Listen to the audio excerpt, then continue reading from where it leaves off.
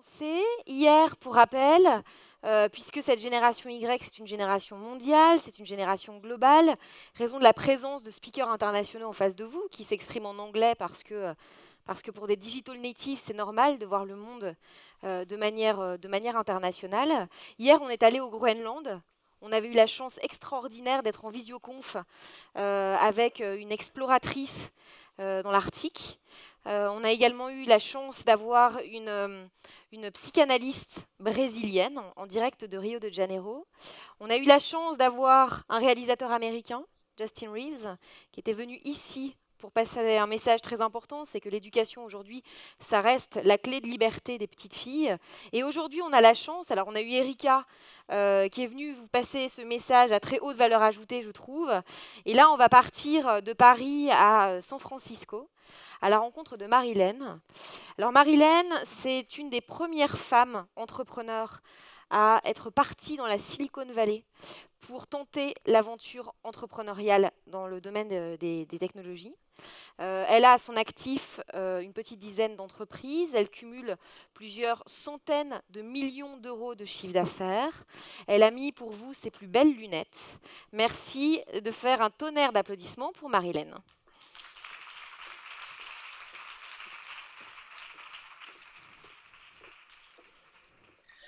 Bon, bonjour à tous ou bonsoir à toutes.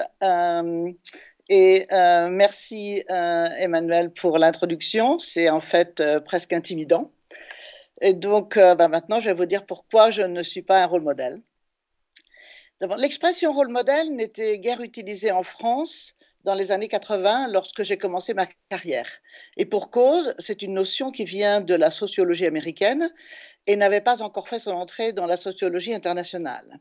L'expression a été créée par Robert Merton vers la fin des années 50 dans une étude sur la socialisation des étudiants en médecine à l'Université de Columbia.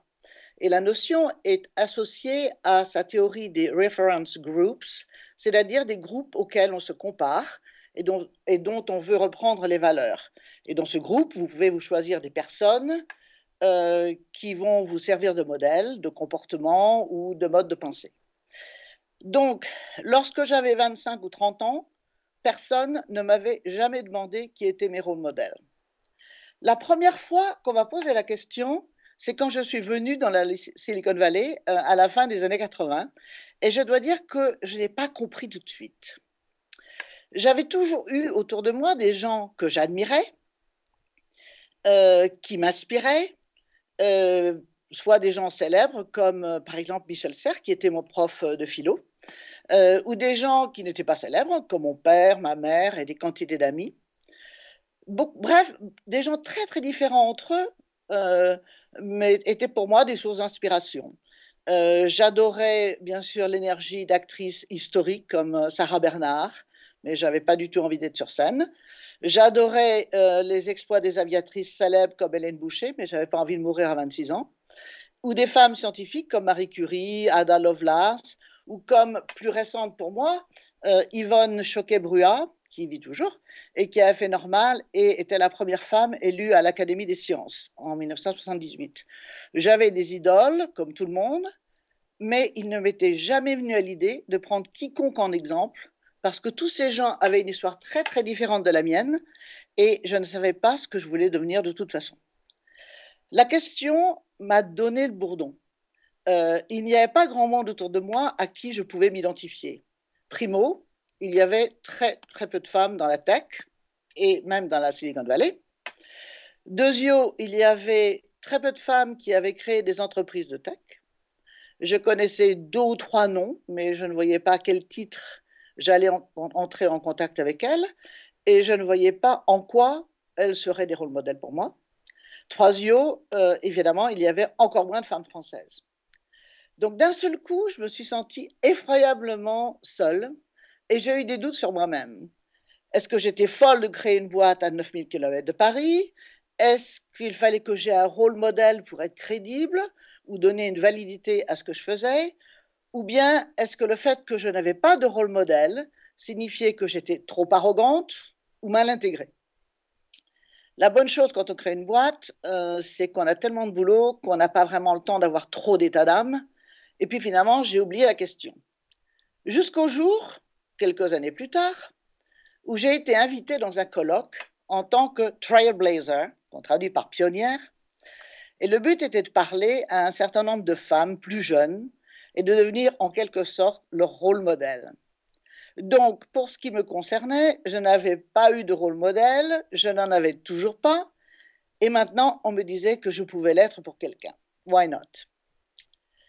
Mais c'est aussi cette conférence qui m'a fait mesurer les ambiguïtés de la notion de rôle modèle et la fonction d'anti-rôle modèle que certains modèles peuvent avoir. Parmi les speakers, il y avait quelques femmes qui avaient créé des boîtes. La plupart des temps, il s'agissait de femmes qui étaient parvenues à des postes de direction dans des grandes entreprises. Toutes avaient une histoire intéressante, avaient fait des trucs vraiment géniaux, et clairement, elles avaient toutes du mérite, et parfois même beaucoup de mérite. Mais en quoi pouvaient-elles être des rôles modèles pour notre audience? Ce n'était toujours pas très clair pour moi. Le sujet principal était les galères qu'elles avaient vécues et les infinies variations sur le glass ceiling, ou leurs efforts pour concilier leur vie personnelle et leur vie professionnelle. Je me suis mise à la place de l'audience et des femmes qui avaient 20 ou 30 ans, de moins, et en général 20 ou 30 ans en fait. Et me mettant à leur place, je me suis demandé, est-ce que ces jeunes femmes avaient envie de porter des tailleurs de Prince de Galles mal coupés? Pas sûr du tout. Est-ce que ces jeunes femmes avaient envie d'entrer dans la vie avec le sentiment que tout allait être très compliqué? Pas sûr non plus. Si on regarde la vie du côté des obstacles à surmonter, on peut avoir envie de rester dans son coin. Je trouvais que ces rôles modèles étaient finalement déprimants. Et si on m'avait dit quand j'avais 25 ans qu'il me serait utile d'écouter des gens m'expliquant que leur vie avait été épique et difficile, je ne pense pas que j'aurais eu envie de leur ressembler. Elles m'auraient sans doute aussi communiqué une telle trouille que je n'aurais rien osé entreprendre. Bref, pour moi, les rôles modèles sont intimidants et à 25 ans, je ne crois pas qu'on ait envie de se laisser intimider. Le problème des rôles modèles est qu'ils ou qu'elles se font admirer pour leur passé ou pour avoir vécu dans un environnement qui n'est pas comparable à l'environnement des gens qui ont 20 ans de moins, tout simplement. Les rôles modèles, c'est des anciens combattants, c'est des gens très très bien, mais c'est des anciens combattants.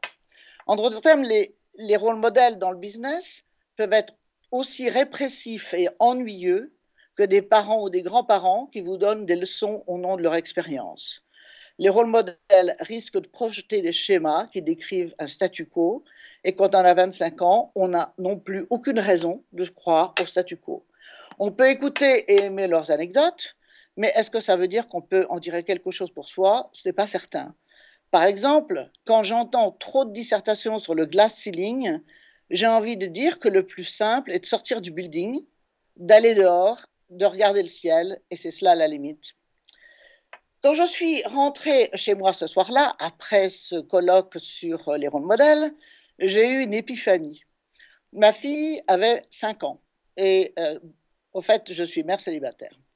Ma fille avait 5 ans, elle a toujours été dans mes bagages et ça en est tout à fait bien porté. Et maintenant, elle en a 26. Et en la regardant, je me suis juré que je ne serais jamais son rôle modèle ou un rôle modèle pour ses amis. Je me suis juré que je ne regarderais jamais le monde de mon point de vue ou du point de vue de ma propre histoire, mais du point de vue de gens qui auraient au moins 10 ans, 20 ans, 30 ans et bientôt 40 ans de moins que moi, et que ma règle d'or serait de me mettre à leur place. Finalement, en regardant ma fille jouer, j'ai trouvé en quelque sorte mon rôle modèle, non quelqu'un qui appartenait à ma génération ou qui était plus âgé, mais quelqu'un qui appartenait à la génération suivante et avait toutes les raisons de regarder le monde avec un regard neuf. Ce qui, premièrement, me donnerait je me garderais de toute complaisance vis-à-vis de moi-même, m'obligerait à me réinventer constamment et à aider les autres à accomplir leur potentiel pour créer un monde nouveau.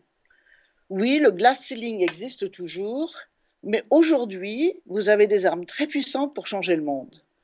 Quand il vous arrive quelque chose que vous ne trouvez pas normal, vous pouvez le raconter sur tous les réseaux sociaux. Et vous pouvez vous créer une tribu de supporters en une journée, surtout si votre cause est ou juste ou intéressante pour plusieurs de vos pairs. Vous appartenez à une génération où il y a maintenant autant de femmes diplômées que d'hommes, même si ce n'est pas toujours vrai dans tous les domaines. Vous êtes une force démographique et les grandes révolutions sont une histoire de nombre, non une histoire de leaders ou de trailblazers. Enfin, vous avez le pouvoir économique. Imaginez que toutes les jeunes femmes du monde décident progressivement de réduire leurs achats de produits offerts par des sociétés qui n'ont pas un minimum de 20% ou 30% ou 40% de femmes à leur conseil d'administration ou à leur direction. Est-ce que vous ne croyez pas que vous ferez avancer le monde plus rapidement que tous les rôles modèles individuels que vous pourrez choisir? Les femmes aujourd'hui ont le pouvoir. Et le problème n'est pas que les portes ne sont pas ouvertes. La question que vous pouvez vous poser individuellement et plus encore en groupe est de savoir pourquoi les femmes n'utilisent pas ce pouvoir. Pourquoi elles continuent à penser qu'elles ne l'ont pas. Alors que toutes les recherches montrent que les organisations qui ont au moins 30% de femmes aux commandes fonctionnent mieux et sont plus productives. Bref, mon conseil est celui-ci, ne pensez pas au rôle modèle et n'en cherchez pas. Trouvez-vous des mentors quand vous en avez besoin et des caisses de résonance pour apprendre plus de choses. Mais finalement, faites ce que vous avez envie de faire et vous verrez bien. Et si vous avez 30 ans et vous vous sentez dans une impasse, pensez à ce que ferait quelqu'un qui a 20 ans. Bref, n'acceptez pas de vieillir. Pensez dès maintenant que votre vie ne sera pas une carrière, mais une collection de carrières et d'opportunités. Woman up. Merci et bonne soirée.